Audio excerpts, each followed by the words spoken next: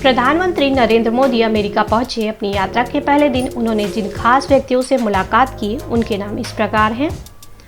Semiconductor और wireless उपकरण बनाने वाली कंपनी क्वालकॉम के सीईओ क्रिस्टियानो आर एमन, अक्षय ऊर्जा क्षेत्र की कंपनी फर्स्ट सोलार के CEO Mark R Widmar, software company Adobe के सीईओ शांतनु नारायण, हथियार बनाने वाली कंपनी जनरल एटॉमिक्स के सीईओ नील ब्लू, निवेश प्रबंधन कंपनी ब्लैकस्टोन ग्रुप के CEO Stephen A Schwarzman, America की उपराष्ट्रपति कमला हैरिस, जापान के प्रधानमंत्री योशिहिदे सुगा, ऑस्ट्रेलिया के प्रधानमंत्री स्कॉट मॉरिसन।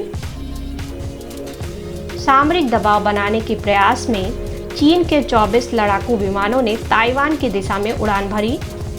इनमें 12 विमान J-16S, 2 J-11S, कुछ बम वर्षक विमान और कुछ पनडुब्बी रोधी विमान भी शामिल थे। अमेरिका की विमान निर्माता कंपनी बोइंग ने ऑस्ट्रेलिया में एक विशेष प्रकार के ड्रोन एयरक्राफ्ट का उत्पादन शुरू करने की घोषणा की।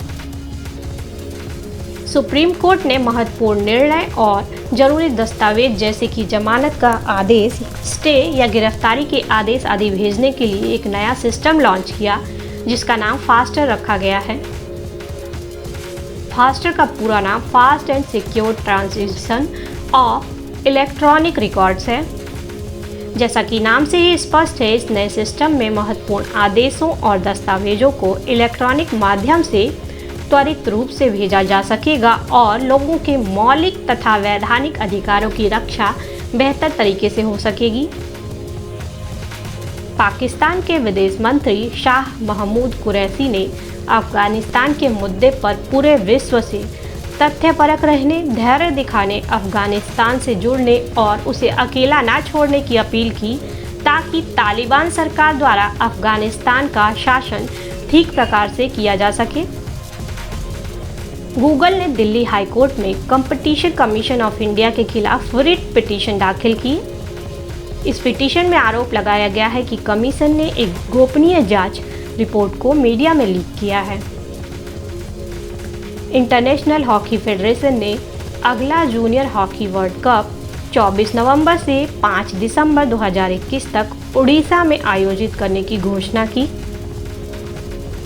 केंद्र सरकार ने सुप्रीम कोर्ट को कहा कि पिछड़ा वर्ग की जातिगत जनगणना करना प्रशासनिक तौर पर कठिन है। प्रधानमंत्री नरेंद्र मोदी ने अमेरिका में अमेरिका के राष्ट्रपति जो बिडेन से व्हाइट हाउस में मुलाकात की। अमेरिका के राष्ट्रपति ने कहा कि भारत और अमेरिका की दोस्ती से पूरे विश्व को फायदा होगा। उन्होंने आइजनहावर एग्जीक्यूटिव ऑफिस बिल्डिंग में अमेरिका की उपराष्ट्रपति कमला हैरिस से भी मुलाकात की। दिल्ली की रोहिणी कोर्ट में पेशी के लिए लाए गए गैंगस्टर जितेंद्र मान उर्फ गोगी की 2 हमलावरों ने कोर्ट कॉम्प्लेक्स में ही गोली मारकर हत्या कर दी।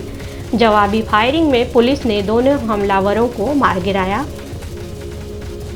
तमिलनाडु के अरियालूर जिले में मल्लीगई मेडू में खुदाई के दौरान एक चोलकालीन महल प्राप्त हुआ। साथ ही तांबे का सिक्का, हाथी दांत से बनी चीजें, शीशे के मनके और चूड़ियां भी प्राप्त हुई।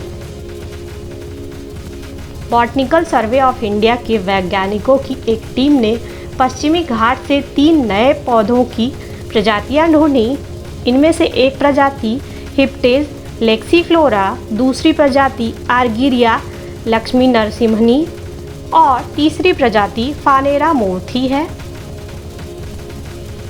संघ लोक सेवा आयोग की सिविल सर्विसेज परीक्षा 2020 के परिणाम घोषित। बॉम्बे आईआईटी से सिविल इंजीनियरिंग में ग्रेजुएशन की डिग्री प्राप्त करने वाले शुभम कुमार ने टॉप किया। व्हाइट हाउस में भारत, ऑस्ट्रेलिया, अमेरिका और जापान के क्वाड के शिखर सम्मेलन में हिस्सा लिया। अमेरिका के आला अधिकारियों ने कहा कि क्वाड कोई सैन्य गठबंधन नहीं है। चीन ने इसे एक संकुचित दल बताते हुए कहा कि क्वाड को किसी अन्य देश की तरफ से कोई मदद नहीं मिलेगी और यह बहुत जल्द ही फेल हो जाएगा।